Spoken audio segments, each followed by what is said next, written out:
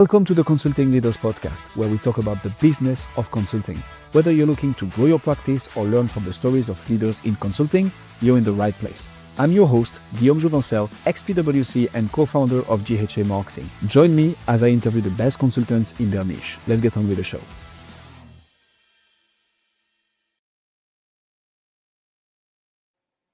Jon, welcome to Consulting Leaders. Let's jump straight into it. What pulled you into the world of sales leadership and eventually go-to-market advisory work?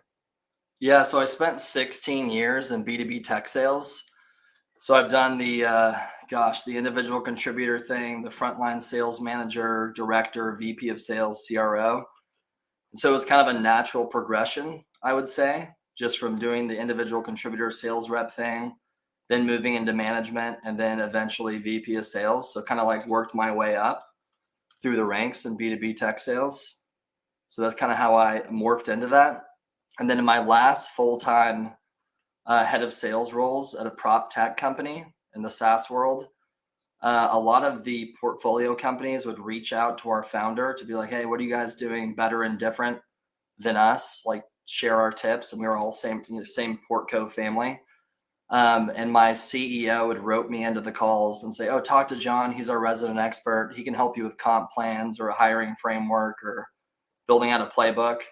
And I found myself giving free consulting. And I also found myself really enjoying it, just being an objective third party to someone's business and understanding like their challenges and problems, but not being like emotionally enmeshed in the business and having like a third party viewpoint where I can kind of point out blind spots.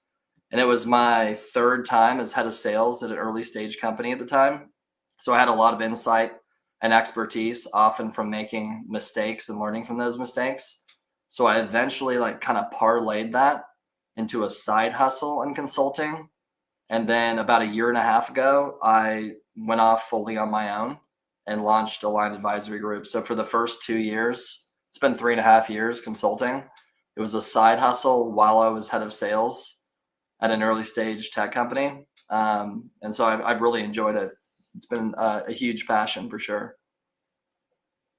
I love when it's the natural progression of one's career. And it's just like, I started doing it in my previous job and I was like, I can probably get paid a lot of money to do that. Yeah.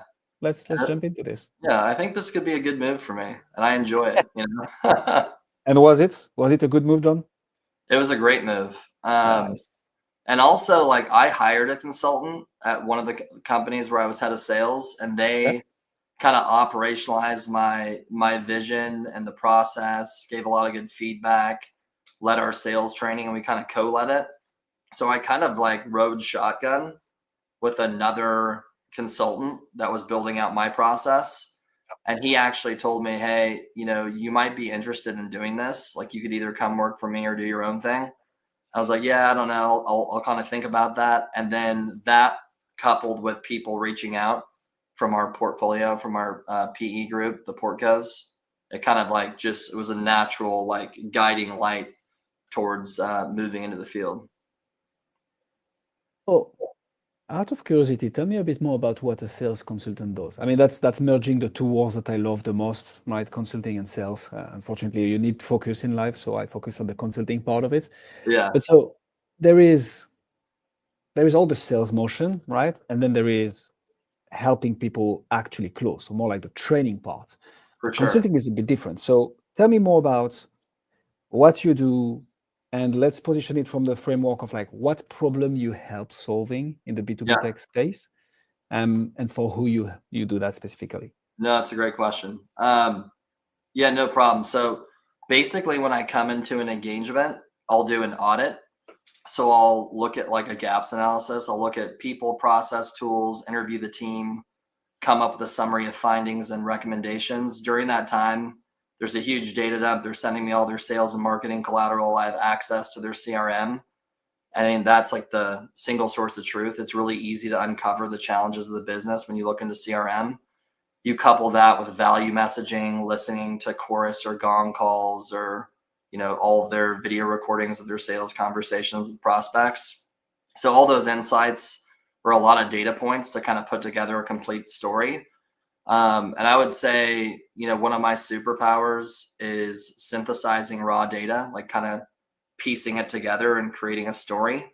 And so once I do that, it's very easy to understand like what challenges they have. And then I put together a program to operationalize it. And that usually looks like a playbook, which is like a 60-day build. So you look at, value messaging, objection handling, competitive analysis, industry 101 for that industry, the operating rhythm that the reps take, the calls, emails, meetings, discovery calls, everything you need, demos, etc., to move the deal forward, and even building out a repeatable sales process. So think about a Kanban view of their sales process. What are all the things that need to be true to move from one stage to the next? So entry, exit criteria, rolling out a qualification framework, all of those things are embedded. And then I'll stay on throughout a year's time to operationalize that, train the team, do executive syncs, run pipeline review calls, one-on-ones with key team members. So that's kind of how it looks like. And in terms of, I guess, the signals for my help at an organization, think about low win rates, high customer churn, high forecast variance, like they're either under or over is a big one, low win rate, all those types of things. Lacking pipeline or inconsistent pipeline build over time, rep productivity in general, like ARR per rep, win rate per rep. Those are a lot of easy signs, or even over discounting. And a lot of times low win rate is a function of having them focus on the wrong ideal customer profile, ICP. So a lot of times it's like, especially at earlier stage companies, they might be like an inch deep and a mile wide. And when they just hone in on the right customer, a lot of good things happen, like bigger deals are done, higher win rate, all the things happen from that. So a lot of times it's just a function of focus and just helping them focus on the right things. Your other part of the question, who I serve, this is a pretty wide range, but like early stage, growth stage, B2B SaaS companies, it can range from like 2 million to 50 million. I'd say like the 2 to 20 million ARR is kind of a sweet spot. It's still messy. Maybe they've recently transitioned from founder-led sales and they built out a team, and the team is running, there's 6 sales reps and they're all running different processes. They're all over the place. So it's getting them all in alignment, building out a process, coaching to that, holding them accountable, and then the growth comes. There is a lot of golden nuggets I want to dig into here. Yeah, sure. So back to the problem that you're solving. So it's basically helping B2B SaaS companies in early stage and growth stage phase grow by Correct. making more sales. Obviously, as one could expect, there is so much more that goes into all this. And it's funny because you've mentioned some things that you would attribute more to marketing, right? Lacking pipeline is literally we're not getting enough leads in the first place to sell those leads. Right. You mentioned high customer churn. And I'm like, this is more on the product, although when you get into sales, you also understand that if you do everything to sell, but that's actually not the right framing, the right message, the right person, the right time, they will just churn after a few weeks. Absolutely. So tell me a bit more about that. Like, how do you, this is pretty big. There is so many things to cover. So give me and I know that's the question that everybody asks and that's you probably get bored out of, but like the three things that you see in B2B SaaS companies, earlier growth stage, that usually when you come in, you fix, and that helps unlock most of the growth. There's always going to be those right. The theory of constraint. So what is that in your case? I would say the 3 things are ideal customer profile. Like I mentioned earlier, if you're focused on the wrong person or the wrong profile company, bad things will happen in general, especially your KPIs will tell you that. 2, focusing on the right people for the company. A lot of times they're like, oh, we hired this great Salesforce rep. I'm like, well, that Salesforce rep has had infinite resources, a seat at the table, brand recognition, and they're working at a scrappy startup. Is that really the right profile person? So ICP is a big one, hiring the right people, having the right people on the bus for the right age and stage of the company, and then the sales process. So sometimes, especially if it's a non-technical founder or it's a technical founder that's hired a VP of sales from a different company, that VP of sales, to no fault of their own, right?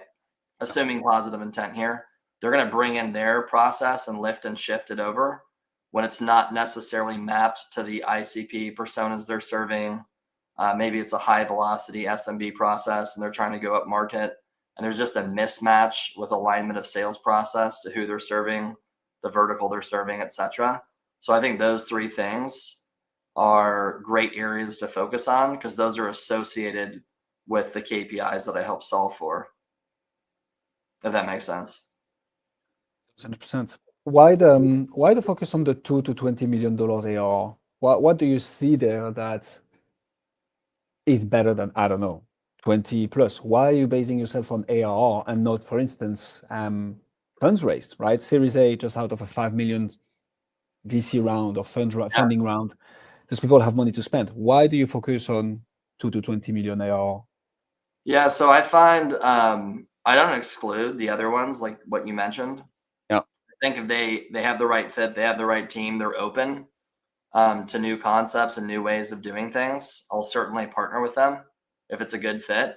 But I find that 2 to 20 million ARR, they have real product, real customers, and they just need to, they've proven some product market fit, and now they need to take things to the next level. And that's where I can kind of come in and just roll out the process. That's kind of my viewpoint. And it's kind of a fun stage too. It's not like so crazy where it's all over the place, but there's a lot of areas where I'm like, if you just tweak a few things here and there and you get everyone speaking the same language on the sales team, running the same playbook, like, good things will happen. I like that. And it's also, so there is so much difference between a $2 million operation versus a $20 million operation. And I think you nailed it perfectly. Like up until $200,000 a month, you're more like very much founder-led sales because it's going to be the founder making the sales anyways. Past that, you need reps. But so when you're at $20 million ARR, like you obviously have some sales reps already, maybe not perfectly trained, maybe coming from a sales force, although you're selling a much smaller small company. So who are your decision makers? Who is the one who makes the decision of like, yes, we need to hire Jon because here there is something happening and we need help?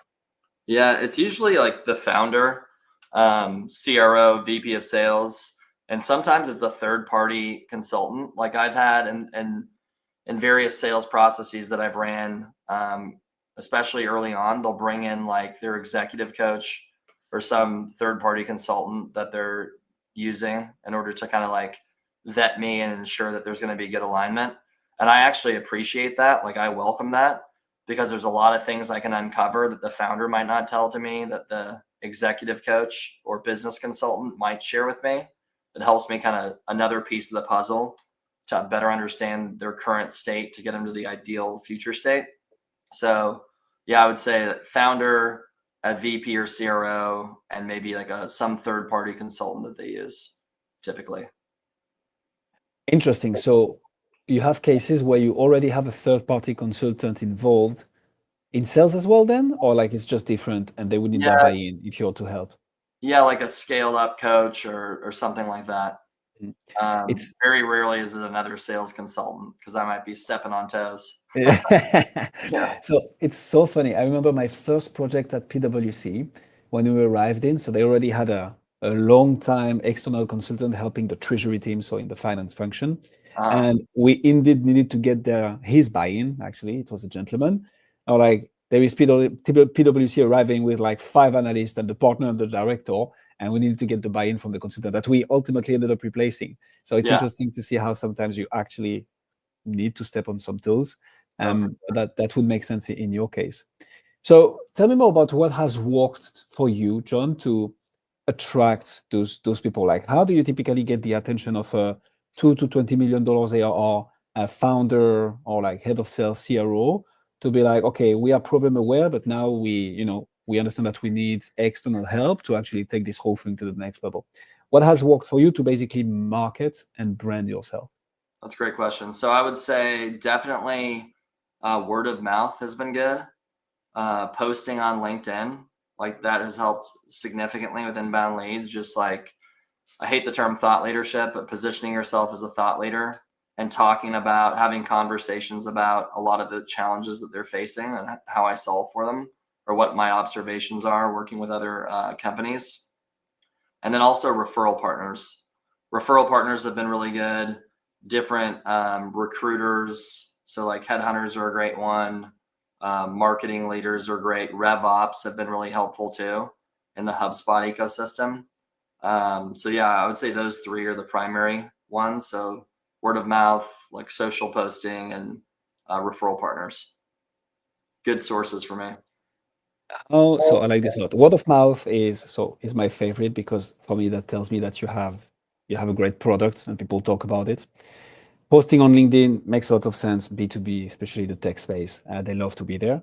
How do you? Because I think this is an underutilized way of getting leads, referral partners, and like Mhm. actually building this network, especially for consultants. How do you build a network of referral partners who bring you leads? The reason I'm asking this question is because there is actually a thin line between trying to collaborate with competitors or people who do more or less the same thing as you Mhm. versus finding people who have the exact same ICP as you, but help on the other side of Yeah. the business development. So how have you built this network of like marketers, RevOps, hiring, headhunters? How did you do that?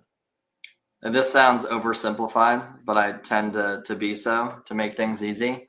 It's a good Networking, salesperson. Okay. building great relationships with people, earning the right to be heard, doing great work where people want to partner with you and want to refer their different clients to me. So I think like if you do great work, good things are going to happen for sure. But the networking piece, like having strong relationships, never burning bridges, you never know who your next referral partner could be. And also like groups like Pavilion have been really helpful, like professional networks. I'm an executive in residence at Sales Assembly, so I do corporate trainings for B2B companies through that company.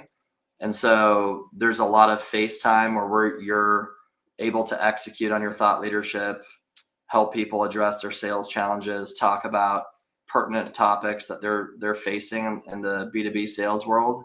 And all of those are just different channels that are generating leads.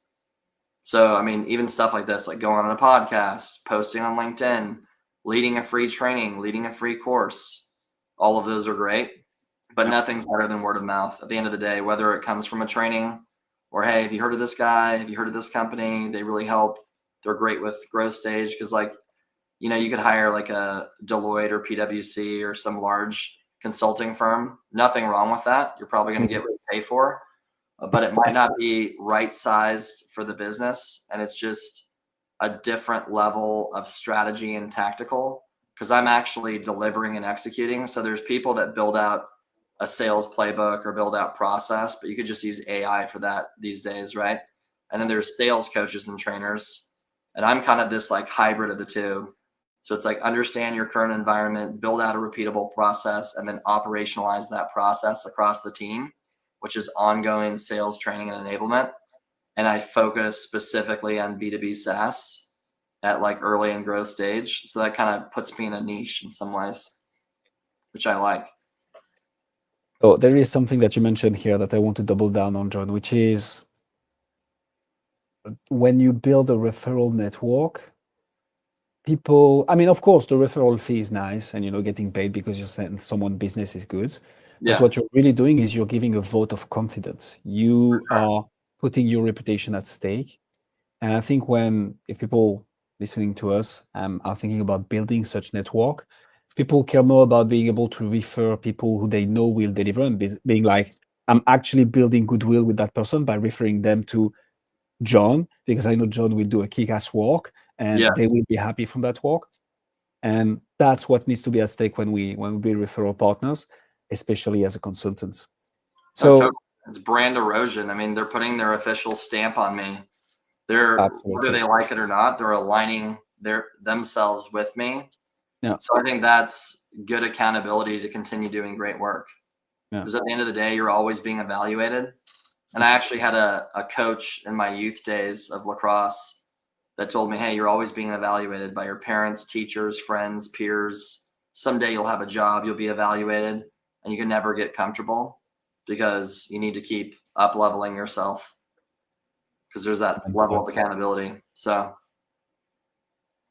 kind of like Agreed. just to excellence in a lot of ways. Now on to the best part, Jon. How do you, so we always talk about sales on this podcast, selling consulting. So you've gotten that initial awareness. People know about their problem, they know about your solution, they start entering into your pipeline. How do you make them cross the finish line? How do you go from, hey, cool, I've heard about you, or I saw some thought leadership exercise that you are doing on LinkedIn, or someone told me about you, or heard from you from Pavilion, whatever. How do you get them to go from this to SOW, letter of engagement, we rock and roll? How does sales motion look like in Jon's world? I would say controlling the sales process. Like, I'm a sales guy. So, book a meeting from the meeting, bam, fam. Never leave a call without the next meeting booked. This is blocking and tackling of sales, but calendar close, right? Always having a current state or our understanding position. So like, hey, here's what we talked about last time. These are the current challenges. Has anything changed? This is what we discussed. Is that right? So always having alignment with my understanding of current state, and then exactly how we'll solve for it. Being transparent, always following up, doing what you say you're going to do. If I'm like, hey, I'm going to follow up with XYZ, I better follow up with XYZ immediately. And I think little things like review the proposal on the call. Don't just send out a link, because you lose control of the sales process. So that's really important. And then also like adding value to each call. So even a discovery call, it's not just like me understanding your challenges, needs, goals, priorities, pains, problems, things like that. It's like, hey, have you considered this? Here's a thought here. Here's what I'm seeing in market. And so you're showcasing your level of expertise on the call. But you're giving them free consulting on the call, so they can get a taste of what it's going to be like to partner with you. Like that.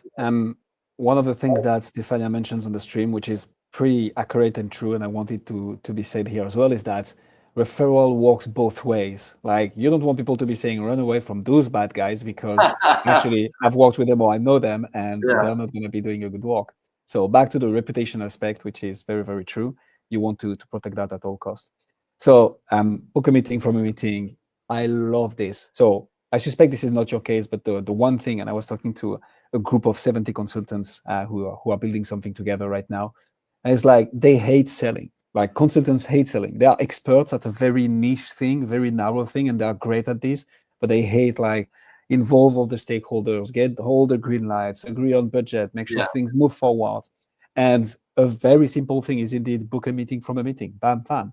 Like, this is where you start to have a regular touch point, even if it's just like, hey, okay, things will have moved forward by then. Even if we don't have a final decision, let's have something in the calendar so we can see where we are in terms of advancement on your side, on our side, and have a clear understanding of what comes next.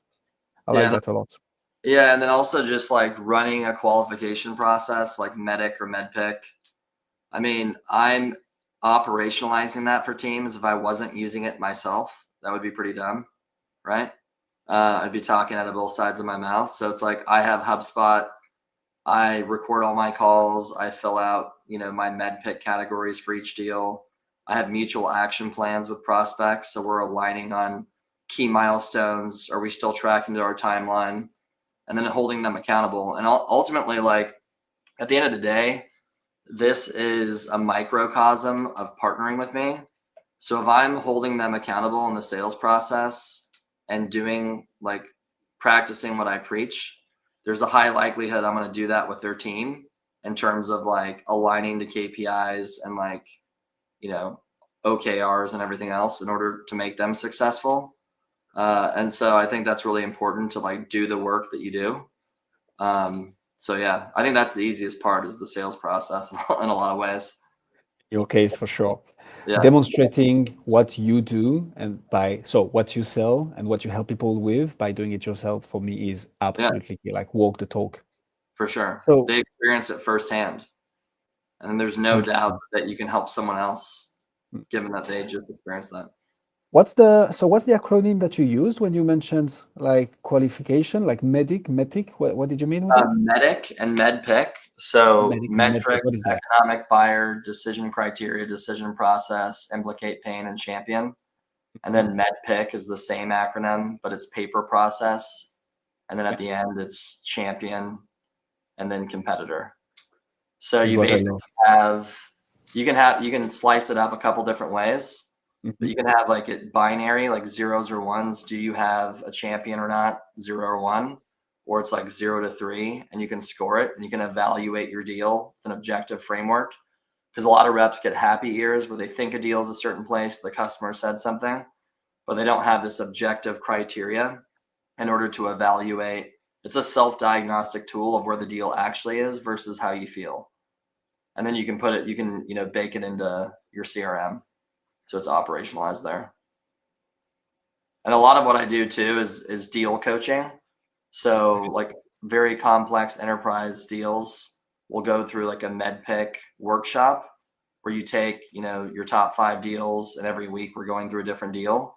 We're finding the blind spots. Where the deal, do you have a coach or a champion?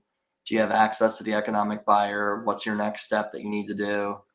So it's a nice way of just like having a ruler against the deal and saying, hey, we think the deal's here, but let's inspect the deal to see, based on the customer actions, is it indeed where we think it is?